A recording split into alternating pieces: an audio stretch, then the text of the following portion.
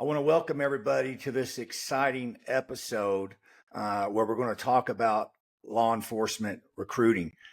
I have a couple of gentlemen here with me, Doug Larsen and Jake Peters, that are two of the owners of Safeguard Recruiting. I just want to kind of give a quick brief of why they're here. There's obviously a recruiting crisis in the profession, and there's obviously lots of companies and vendors that have popped up to try to solve that crisis. Well, years later, we're still talking about the crisis. So that just goes to show you where a lot of vendors are coming from. We're going to get into that. I found these gentlemen a few years ago. I've actually known Doug for many years. And the story is pretty amazing of how they got in this space, what they're doing for agencies, and where they are going with that. So, gentlemen, welcome to the show. Thanks for having us, Travis. Yeah, I thanks, think Travis. I want to start off, Doug. I know both you and Jake come from the trucking industry, but Doug, obviously you are a retired law enforcement officer, so that makes this the only law enforcement recruiting company that's operated by law enforcement. So you have a background not only recruiting for law enforcement, you have a background inside law enforcement, so you can actually speak the language and you understand the needs.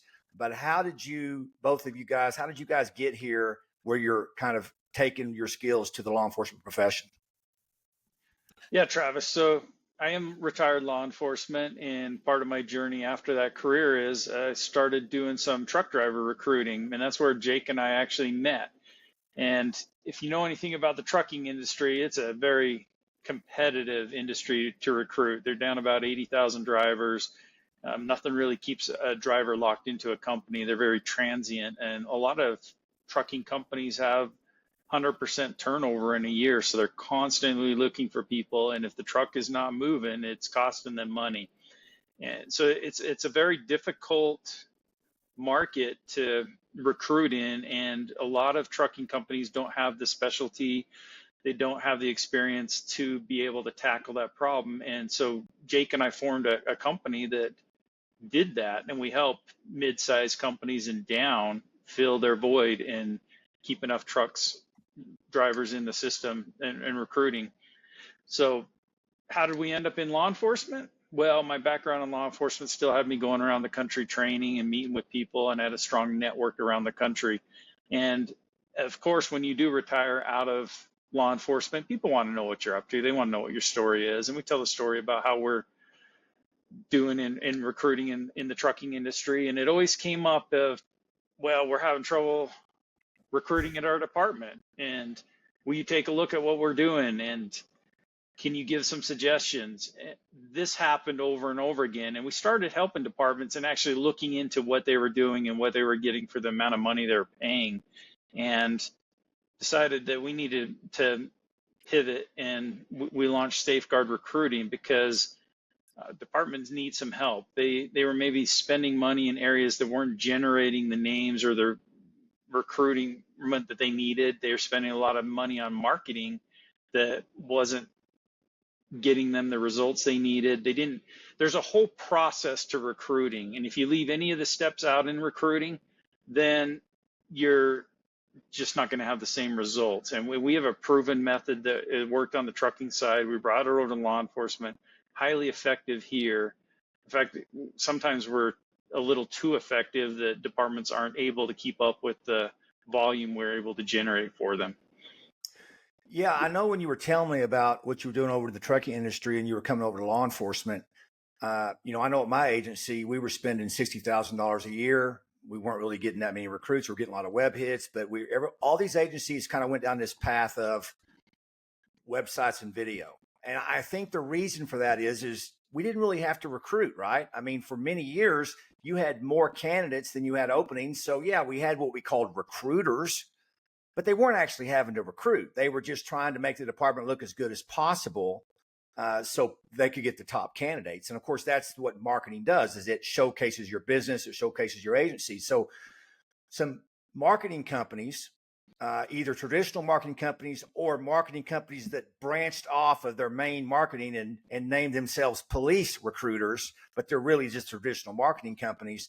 They came into the industry, and yeah, you're right. That's what kind of really got me fired up about what you guys are doing, because I saw the money being spent by these agencies and they were getting nothing in return. And it really concerns me because those agencies are either going to say, well, there's nothing we can do about it, we tried, or they're going to have to actually come to a solution. And listen, I'm telling our audience this for a reason.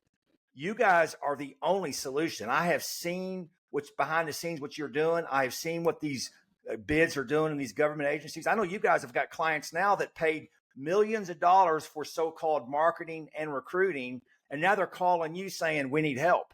That has to be frustrating. I mean, I called this in an article, so it's not a surprise. The scam that's going on, and the scam is a website, and the video helps us. Washington D.C. Metro was just got named the recruiting video of the year by Police One, and they're the lowest staffing in history. So what is going on with all these departments and the affinity with videos? And don't get me wrong, I think the websites and videos are great, but that's not a recruiting solution. What do you think is going on with these agencies that are grabbing onto this website and video stuff? Yeah, it's not a recruiting solution. And if you take that journey we've been on, Travis, when we first started in law enforcement, you'd have 800,000 people show up for a job opening. Departments didn't need to recruit. They needed to weed out and grab the best candidates. And then it just kind of went along to where it started getting to where there weren't enough candidates coming in the door. Departments need to start getting recruiting plans. Maybe what are we going to do? We're going to go to career fairs. Are we going to go, our plan is we're going to pay more and we'll just poach from the neighboring departments. That's not really a recruiting plan, right? And then as it's going on, and what we're seeing an awful lot of is a lot of money being poured into videos. And if you look at the hard facts and the numbers that go around how productive that video is for you as to other means and areas you can spend the money, I think you'd be surprised at the results you can get if you redirect some of that money. Now, you need branding, you need videos, and as part of your whole process, but there's better ways. If you need names into your department, you need to get those right away.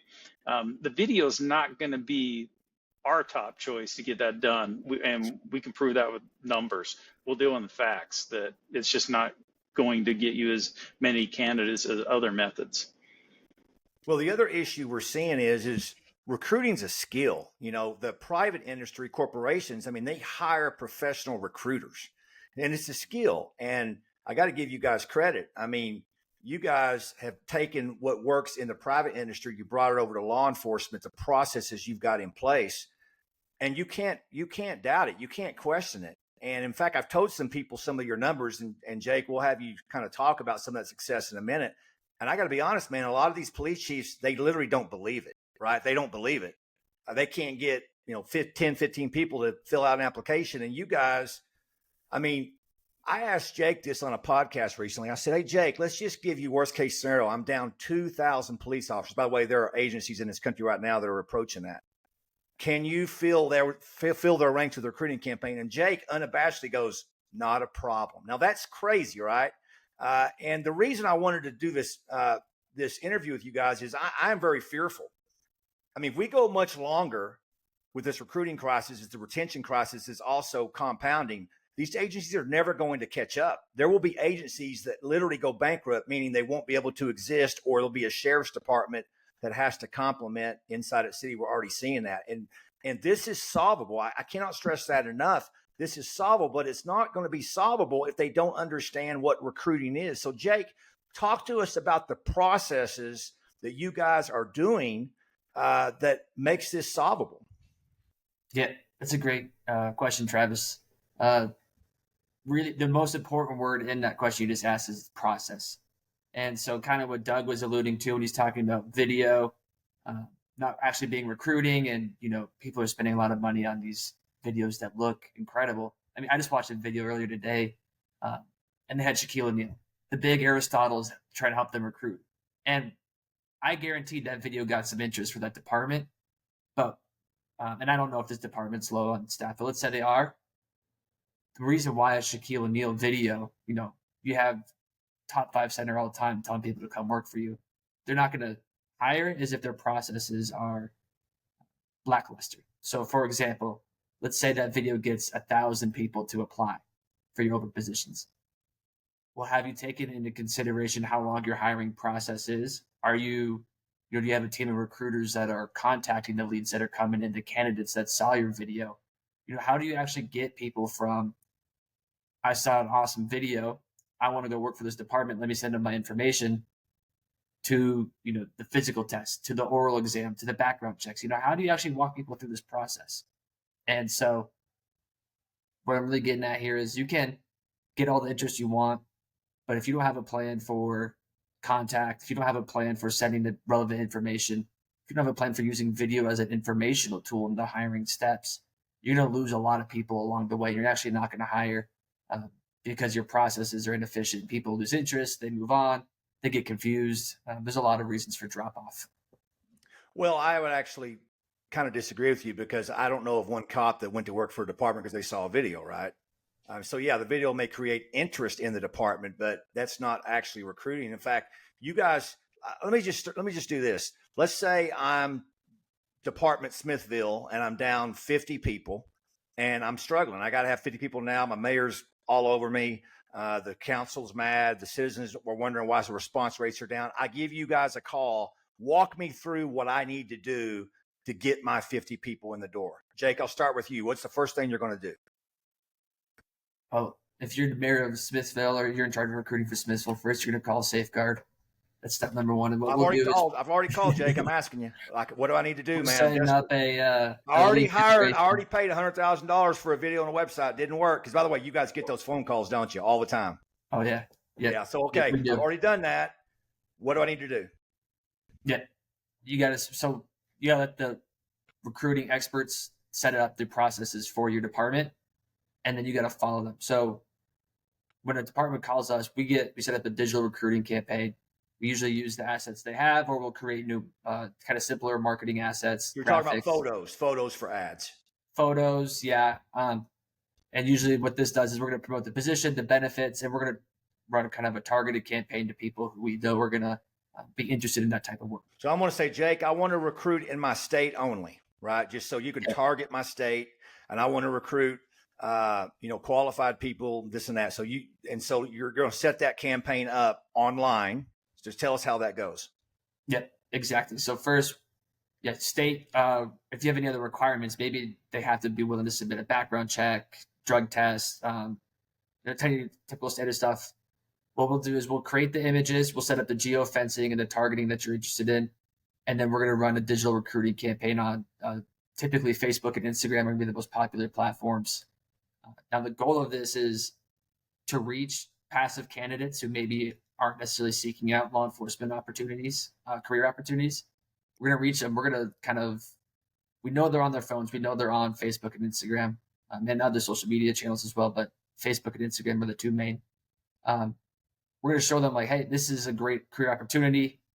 Here's kind of what you can make. Here's the ladder you can climb with your career. And then we're going to use a short form to grab their information. That short form is important because instead of sending them to a website, sending them to a different platform than the social media platform they're on, it'll ask them the qualifying questions. So if they're willing to take the drug test, if they're age appropriate, all that stuff.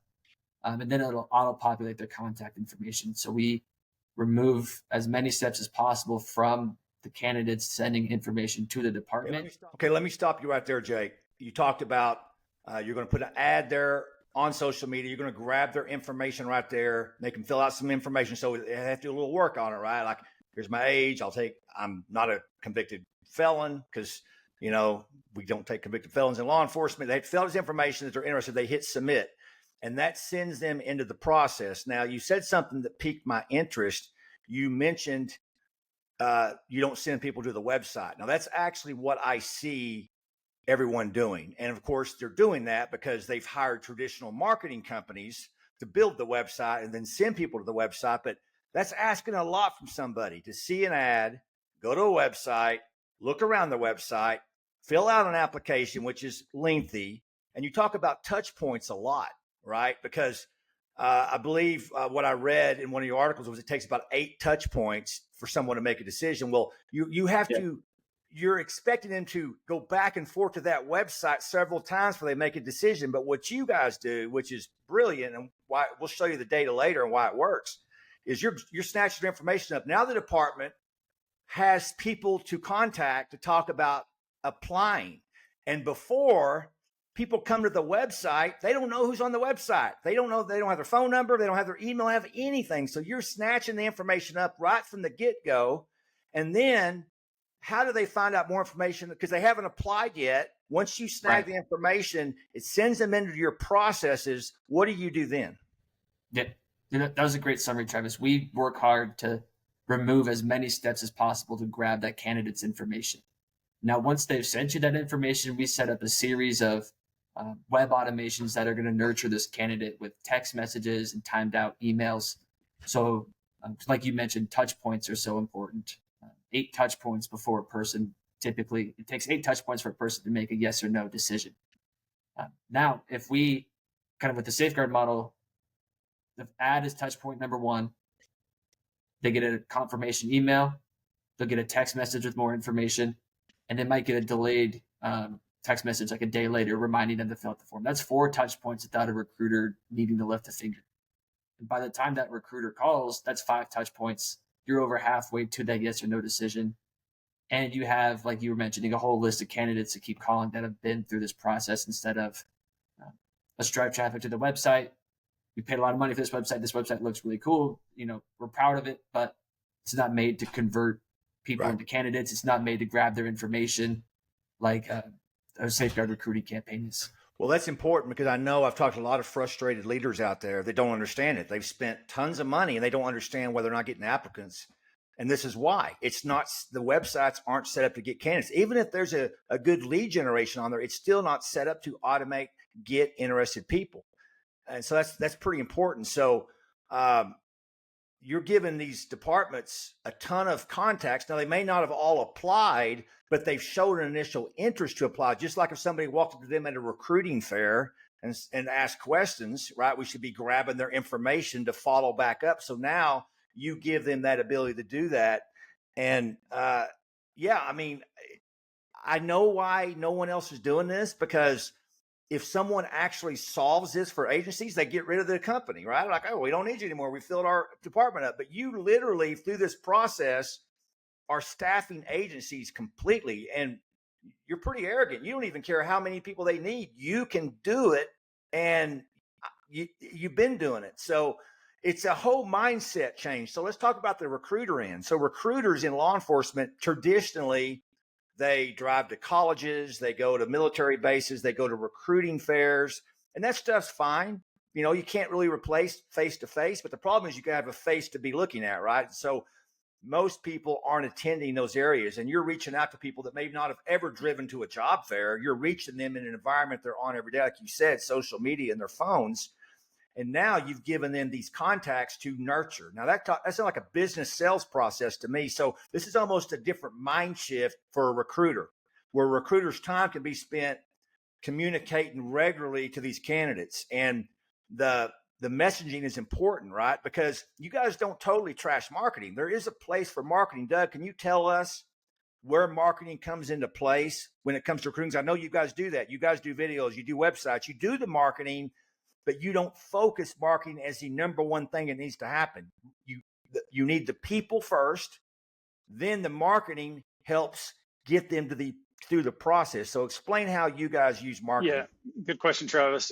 Marketing definitely has a role in this, and it's part of the process. So we've kind of got it mapped out to where you need a branding for your department. You need people to understand what your department offers them, what kind of specialties they offer them, what the steps are to go through this whole hiring process, what to expect. But that slots in later on in the process. It shouldn't be your upfront main focus that's going to be driving everybody into my website. It's going to be driving people to my department. You're not going to get the results that way. So I get them into the process. Now that's just a matter of communicating with them, Jake. Now, how important is communication to these candidates? How important is that? Communication is the most important thing that department can do that's trying to recruit new people.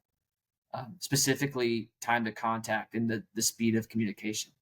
So if you call a candidate within the first 5 minutes of them sending you your information, you're 21 times more likely to get that person on the phone and engage with you than if you wait 30 minutes. And even 30 minutes is, that's blazing fast, right? A lot of times people will send their information at odd hours on weekends, and that's where we build the web automations to send the texts and stuff to make up for that. But we've heard stories of departments where a candidate will send their information and 3 weeks will go by and nobody's called them. Nobody said, hey, we got your information. Here's the next step. And really there's no reason why somebody should have to wait 3 weeks. Well, I think if I was to be honest about it, here's why I think that's happening most of the time. Traditionally, we've never had to communicate like that. There were so many people wanting to work for us. We would get around to it when we got around to it. It was really on the candidate to communicate with us rather than us communicating with the candidate. So it's a mind shift. So you guys have brought a completely different paradigm shift in what recruiting is, which isn't really new. It's what businesses have been doing for years. But there's also a shift for the recruiters, Doug. Talk about that a little bit. If you don't communicate with the person, they don't think you're interested and they move on. So it's very important that way. But we want to kind of shift the mindset of that recruiter into this is more of a sales process. And not only are you building a pipeline, but you're bringing it to closing the deal. And that is getting this candidate that's suitable for your department all the way through the process, hired and through training. And we got to address every generation likes to be communicated with differently. We all carry phones around. We have our computers with us, our tablets. We expect information right away and not to wait. We don't want to have extra stress on figuring out what the process is. Be upfront and prepare those candidates for it. But the main thing is recruiters need to change their mindset and take on more of that sales role and continually build a pipeline up so they can meet the needs of that department. Now, I've seen the numbers you've sent some of these departments, and an Excel sheet's not going to cut it. I know you guys have run into that problem, right? You've sent a small agency 200 people in a month, and they just freak out because they've never seen those numbers. I hear this all the time from people that hire you guys, like, we've never seen these type of numbers before. What are we even supposed to do? So you guys have brought in some software to help them out. Talk about that software, Jake, and how that software can help these agencies, because we'll show the numbers in a minute, but we're talking hundreds of candidates a month are possible. I mean, if not thousands. So tell us the power in that software and how it helps that communication process. Yeah. So we do provide a customized applicant tracking software. Now, this software was built specifically to help people recruit candidates at scale, at quantity. It's not like your, C-suite headhunter. You got to hire one person. No, this is if we have 100 people applying for us this month, how do we, know who applied, right? How do we keep their information in one place? How do we stay in contact with them? It's like we mentioned before, communication and contact is so important. Which recruiters are responsible for communicating to this person? When do we have meetings? Like, there's a lot of moving parts. And so this software is built to help recruiters have all those moving parts into one place. We provide tools that are simple to use, like templates for sending out texts at similar stages for each candidate, bulk messaging, email, automated text when somebody moves into the next phase of the hiring process. So if I have 1,000 people that you sent me that maybe haven't applied yet, I can send them all messages at once with one click. Right. You can even set up automations for each of those 1,000 people as they move through the different phases. Email, whatever their preferred communication is. It's so interesting because since knowing you guys and seeing how these other agencies are spending all this money and not getting anything, I really sort of dove into this. And there's some companies that they do pretty well on the software. There's some companies that do pretty good on websites and videos. Those are very successful companies, by the way, because for some reason we keep thinking that's going to help. There's really nobody that's really doing that good on the recruiting part. But you guys actually have an all-in-one solution. So if I'm calling you, let's get back to my Smithville, USA, because I'm about to get fired as chief. I don't get this department staffed up. Okay, Jake and Doug, let's just leave the software out of it. I'm down 50 people. I need to hire 50 people as quickly as possible. I've got 3 or 4 people ready to go on the recruiting side to help. You're not going to want to answer this question, Doug or Jake, but I'm going to ask it anyway because I always want to know what things are going to cost. What is reasonably what it's going to cost me to fill my 50 people? What kind of questions are you going to ask me, and then tell me what that's going to cost me? Just now, if anybody's watching this, I know everybody's different. Every department's different because regions of the country are different, but let's just generically game it. Because when I start off with saying I just saw a contract where a department spent $60,000 for a video and $45,000 for a website, they're $100,000 in, and I'm telling you, they will not get any recruits from that because you guys know that because you talk to these agencies afterwards. So we'll start with that premise. So what's it going to cost me to fill my 50 people? I already have my website. I already have my video. I've already got, some pretty savvy tech guys that are on the back end. Just tell me what a digital recruiting campaign is going to cost me. I need to fill my 50 people right now. What's it going to cost me? What's it going to take? Yeah. So we just ran a campaign for a department, and over the course of the month, they had $27 in spend, generated one applicant. So now I don't know what this closing rate is for this Smithsville, USA, but let's say of all the applicants they get, 35% show up to orientation. So if you need 50 people or the test or whatever, right? Right, exactly. So let's say $27 per app. Now, while you're doing that, Jake, the beauty of what you guys have done is you've ran so many campaigns. That's why you can tell me the cost because you know this data. You know what it costs. And I'm going to tell you, if you're thinking about hiring somebody to help you recruit, this is the scam they're going to do to you. They're going to tell you they're going to recruit for you. No, that's not enough. Right. I want to know what it costs for a lead. I want to know what it costs to get an applicant. I want to know where my money's going. You guys are the only ones that are going to tell them because you got nothing to hide. You're trying to solve the problem. You just told me this person, $27 for an applicant. So what's the math on that if I need 50 people? Yeah, and you got 30%. 10 grand? 10 grand, something like that? 35% of all applicants are showing up to testing day, right? So you're going to take 50 and divide that by 35%. So you need about 143 names, 143 applicants times $27 per app. You're looking at about you need to spend just under $4,000. So 3,857. No. There's no way. You're telling me for $4,000, I solved my problem. Now, no one's going to believe that, Jake, but I've seen your data because you give these agencies a dashboard and you guys have shared with me. I think you're sharing it with me because you want me to tell the people about it, right? You're trying to do your own marketing. I get it.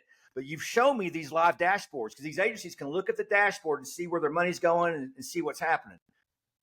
You're telling me for $4,000, I'm going to get real close as long as I do my job, which is I call them as quick as I can. I get them through the processes. They take the test and this and that. And if I do a really good job, I may push that 30% transition even higher, right? But so let's just say, okay, Jake, I'll give you $4,000 a month till we get it filled. And you're telling me in at least a month or two, we got it. Is that what you're telling me? Under 10 grand at least? But you're saying $4,000. I don't believe you. I'll give you 10. How about that? It's a great business model. So let's look at some examples. You're telling me now I know it's not always $27. It's probably sometimes higher. It's probably sometimes lower. Now, what's it costing me to get leads? Because you've already talked about, you grab the lead first, you send the lead into your process pipeline, and then you nurture that lead to get them to apply. And so everybody's got the conversion rate is going to depend on how well I do it on my end. Do you train me to do that? Do you help me do that? Do you help me write emails? Do you guys offer all that? Because I'm a law enforcement recruiter. We don't really know how to do that, right? We know how to go to a job fair and look good in our uniform. So do you guys help with that? Yeah, we'll certainly step in and consult and give advice every step of the way. We want to let you know what the best practices are, what we've seen successful, what hasn't worked around the country. And so you don't go down the wrong path. I mean, there's no sense in doing that. So we want to maximize your efficiency, maximize your return. And we're definitely going to be there every step of the way giving advice because we're a partnership, right? We can get you all the names in the world and you still got to do your end of it too to be successful in this. Now, Jake, what's going on when these companies are building websites and videos and are saying we're doing digital recruiting? Why aren't they giving the same numbers to the department? What are they doing? What's going on there? Let's just get behind the scenes because Jake, if the audience doesn't know, Jake is sort of the technical wizard here with the algorithms of the social media. He keeps up with it all the time. What are these? How come if they're doing a digital campaign as well, how come they're not seeing the success you guys are seeing? Yeah. There's a lot of reasons that it could be. Could the reason be when you give me when I give you $4,000, you only throw $400 at the campaign? Could that be a reason? Possibly. Ad spend is definitely, the department pays their recruiter a certain budget, and it's up to the recruiter to determine how much they actually spend on the ads. You're being very kind, because I'm going to tell you right now, that's exactly what's happening, right?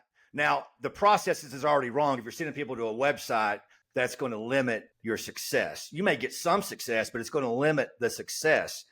But more than likely, since they're charging 60 grand for a video and 45 grand for a website, more than likely they're taking a small percentage of that ad spend. Let me do this where everybody ad spend, and they're not putting a lot of money towards the ad spend. That's probably what's going on the backside, which is why agencies, whether they're talking to you or somebody else, they need to ask these questions. The question is, what does it cost per lead? What does it cost per applicant? And if a recruiting company, marketing company won't answer that, run away, because that's probably what's going on, right? Anything else may be happening there? I was just going to say, you spend 60 grand on a video, you spend 40 grand on a website. There's pressure to spend money and drive traffic to those things. Like when you buy a new car, right? You find any excuse to drive that thing, right? The grocery store may be a block from your house, but you're driving anyways.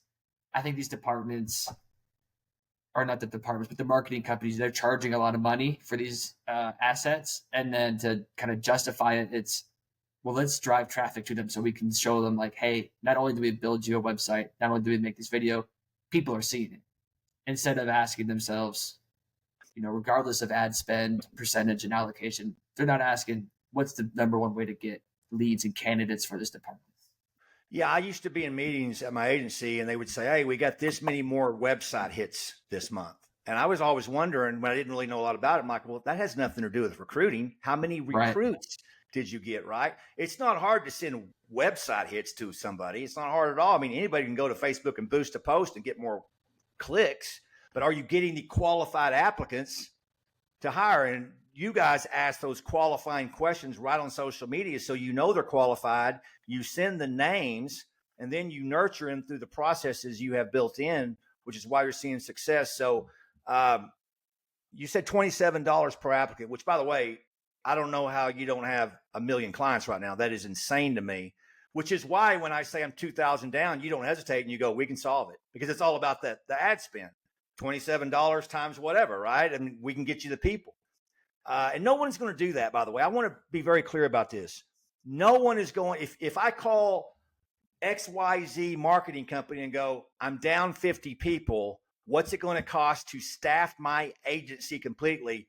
No one's going to tell you, are they? Because they don't know, because they don't run campaigns like this. But you guys have ran hundreds of these campaigns. You know exactly. And you could run across some black swan event where it's crazy, right? I'm in the middle of nowhere in America with no population, but I only want to recruit around the 5-mile radius, right? I mean, you could have something like that, but you know what it would actually cost to staff your agencies. Are you confident? You're obviously, you've been doing this several years. Are you confident that you could solve any department's staffing issue with this process? Doug, are you guys you've done this for so many different size departments, right? Are you confident that as long as the department implemented your processes and did what you said because of your experience, that any problem can be solved? I think we can dial it in, and we can get you the number of people you need over time, and we'll have the most efficient and productive process available to get you where you need to be, and that's full staffing. It's bad for our business, but we're actually real excited when somebody doesn't need us anymore. Well, what is amazing is, if I was to call you and I'm down 50 people, do I got to give you a 6-month contract or a 1-year contract, or you just say, give us this amount of money and we'll solve it? How does that work? We work on a monthly term, month to month, because your needs are going to change every month. There's no need to pay us 6 months, a year at a set amount of money, because if you got success and you have positions filled, you may need to dial down that volume, or there might be times where you need to increase it because you've had some attrition and you need to up the volume. So now we don't lock people into terms. We want to work with you, and we're going to have a dedicated recruiting strategist that monitors your campaign, has meetings with you every month, and we know what your needs are and we can adjust to them. So Jake, give us an example. You have a case study example. You can kind of show us what that dashboard looks like. Yeah. Pull it up. And walk us through this once you get it up. Okay, this is a real department. Real department. Yeah, you can see here. So we were spending primarily on Facebook and Instagram, mainly Facebook, over the course of 4 weeks of And is work. that per day? Those are per day stats there? Yeah, this is per day. You can see the states that people were applying from. What is that, over a month? 4 weeks. It's a little bit less than a month.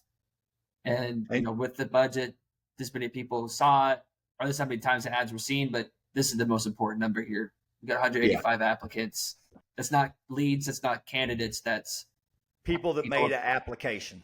Filled out the full application, and with the spend, that's how much this department now paid. How many names, though, based on the applicants, how many names did the agency get? Because here's what people need to understand. If someone doesn't apply in this initial campaign, they still have the names.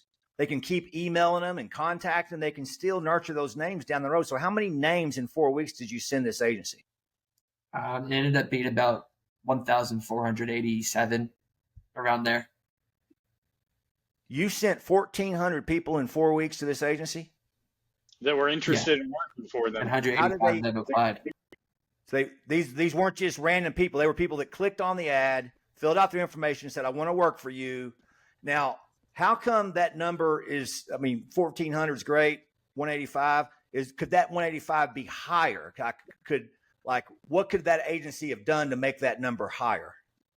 Right. That's where the processes come into play. That's the speed to contact. Are you calling these people? You know, you really, phone calls the most important, but are you texting? Are you staying up to date on them? I could imagine if a department doesn't have the software, they don't have the recruiters that know how to operate that software, and they understand this shift in paradigm on how to do this, because this is really a high level sales type position, right? I mean, where you're having to, every few days you want to reach back out to them. You want to call people, you want to do all these things.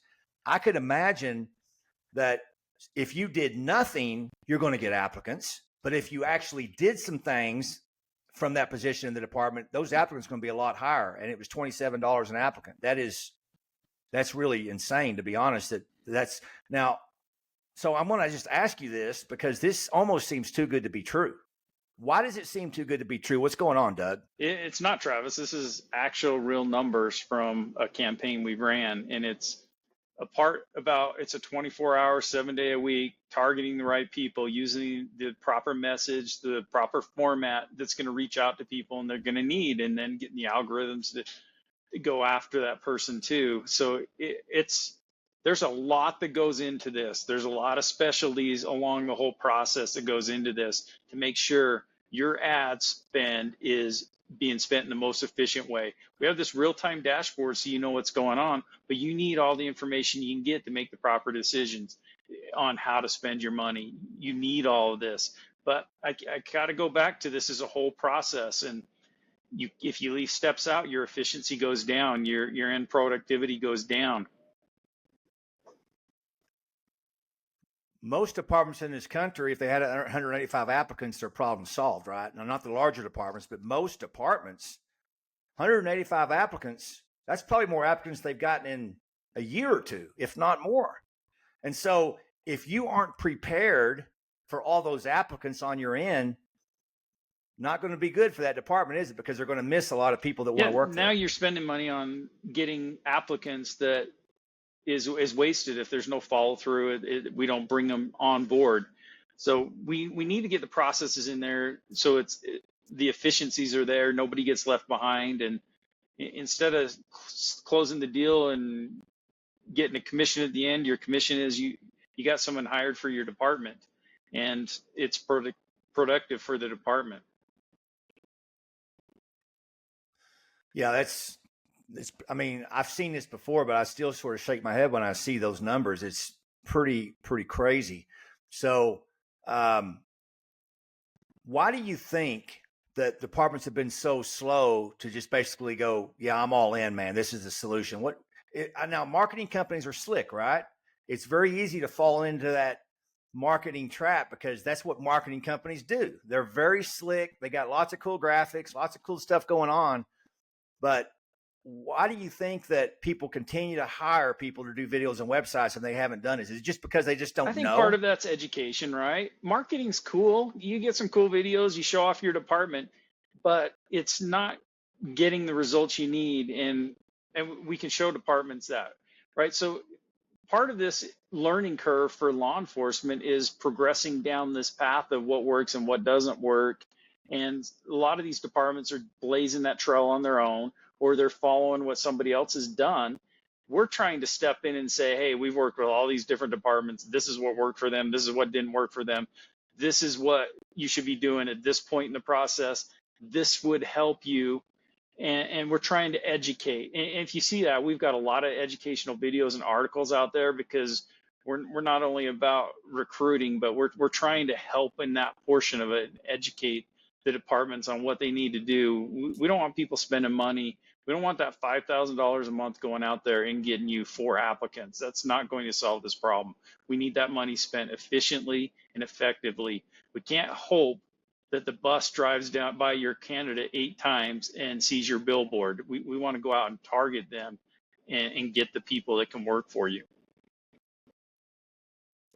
Yeah, I kind of laugh when I see the advertisements on the billboards and the buses and job boards. It's all old school way of doing things. It's a lot of money being thrown at it. So Jake, you're sort of the technology guru here. How important is that your ad elements, like the photographs in your ads? I mean, how do we know what ad's going to work and what ad's not going to work? You guys have ran so many of these campaigns. You have this dialed in. So what type of ad are you trying to put together to maximize that engagement? Right. It's a great question. So there's a couple of universal things, right? Like your ads should be 1080 by 1080 pixels. The upper left corner of the ad is the first thing anybody sees. So you want an attention grabber there. But really the most important thing that we do is we take what we learn from every campaign, all 300 from all different departments. We use that on the next one, right? The knowledge we gained. But then we'll design 5 ads and we'll A/B test them. We'll see which one works the best, and we'll actually. So you throw the 5 ads out there and you monitor those ads to see which one's working. Right. We're seeing what has the highest engagement, what's most likely to convert into a lead. And then like a great offensive coordinator, man, if you find an ad that's money and it's just working that month, we dedicate the majority of the ad spend to that one. We'll still run the test with the other ones in case, some ad fatigue sets in. But really, there is universal design concepts that make a solid ad. But the most important thing is have different variations, track the data, and then once you find something that works, stick with that, and then try to make stuff that looks like that, and you can just kind of optimize as you go, campaign to campaign. We didn't trash video. I didn't trash video. I like cool videos like everybody else. I call them tactical cool videos, right? Have you ever ran the video ads, and how do the video ads do compared to the other ads? Because do you have any, data on that? Yeah, the last campaign we ran with a video, it only ended up receiving about 1.5% of the budget because it wasn't working. Yeah, exactly. Now, it wasn't working in that use case of lead generation. We did use the video in those automated touch points because I've already put my information in, and now you send the video for additional information. Yeah. Right. And so I think when video comes up, it's important to know where is it effective and where is it not. And as far as lead generation and candidate generation goes, for us, it hasn't been very effective, but it is effective at informing the candidates in the application process and getting them to stay engaged with the department. So some of this terminology I know is going to be new to people. And let's say I'm down my 50 people, but I tell you, guys, I don't really have the time to do nurturing. I just want applications. You said it won't work as effective, but will this still work for applications if I don't do anything on my end? I know it's probably going to be more expensive because the better I work on my end, the higher conversion rates. but will it still work? Have you seen departments that have basically said, we really don't have time? We know what you're saying here. I don't have recruiters with the skills to do this. Will I still get applications? Because I don't want to scare people off. When you say lead generation, doesn't mean it's random people. It's people that have walked up to you, so to speak, at a recruiting fair and said, I want to work for you. Here's my information. That's what a lead is. It's then on us to turn that lead into an application. But what if I don't ever do that? If I just sit back and wait for applications, will this still work? Yeah, it's going to work. Yeah, it will. But it's not going to be as effective. It'll be less effective. Yeah. I'm still going to get the application. It's going to cost me more money. Exactly. So to speak. And it's like we kind of been saying through this, there's a whole process here. You can leave out whatever steps you want, but you're going to feel the pain of that too. And because it's going to come down to in how effective you are. So you can just we can just have applicants come in and let it play out the way departments have let it play out in the last 20 years, and you will still hire people. It's just because you guys are sending the automatic messaging out, and it's still getting them to apply. It just won't be at a higher rate, is what you're saying. Exactly. Now, what if I tell you, all right, Jake, I got the $4,000. I don't have anybody to work it. Can you help with that? Do you have the ability to, because I know you have contacts with law enforcement all over the country, retired law enforcement, used to be recruiters. I know you've called me on a couple of these campaigns where you wanted me to help out a little bit. Are you able to assist on the actual recruiting role after those touch points from the automation stop?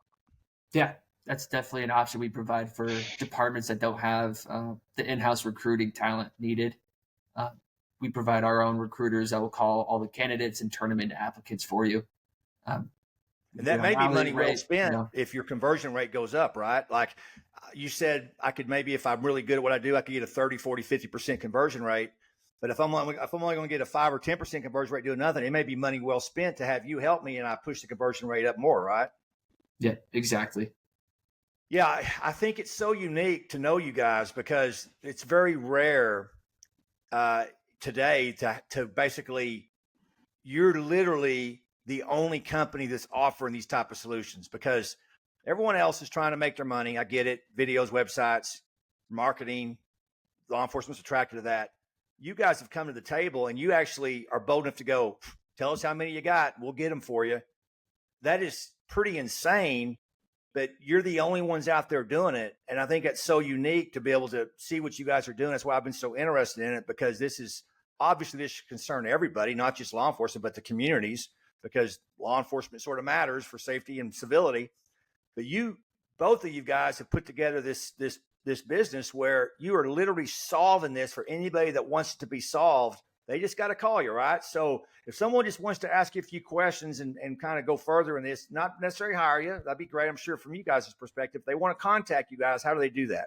Yeah, we got our website at safeguardrecruiting.com, and it's got all our information on there. It's got our phone numbers, our emails, and don't hesitate to reach out, even if you just got to ask us questions. Or we've helped departments that are working with marketing groups or other companies that maybe have some questions and on the processes and what's happening and how their spend is and what they can do. We're glad to help and just even offer advice. That's why we have our training videos, our articles up there, and we do some consulting. We will help you out. We'll answer questions. Well, you guys are gold. I appreciate what you're doing. The profession literally could be saved by using you guys because we need to staff up, and you guys have sort of got the golden ticket here. And so it's pretty exciting to see what you're able to do. I mean, I see those numbers, 185 applicants. That's just insane to me at $27 an applicant. That tells me that if a department wants to staff up, it's just a matter of doing the math and they can do it. So Jake Peters, Doug Larsen, I really appreciate what you're doing. I appreciate what you're doing for the profession, and I especially appreciate what you're doing for the communities and the service I don't even call what you're doing as a business. It's almost it's a service you're providing, because I know you talk to a lot of people, like you said, Doug, that you don't even take their money. You just answer their questions and try to help them out because maybe they've already spent all their money somewhere else. They don't have much money but it's not working. So you're trying to help them make it work. We definitely talked to a lot of people that maybe they don't have the budget right now because they have spent it other ways, and they just want to be able to address what they've done and how they're going to move forward. Jake Peters, Doug Larsen, thank you guys so much. And if you're listening, man, check them out, safeguardrecruiting.com. I'm real excited about it. And I never thought I'd get excited about recruiting, but it's just really cool to see the success they've had and how it can help agencies. So thanks for being here. Thanks and for thank having you, us. gentlemen. Thank you, Travis.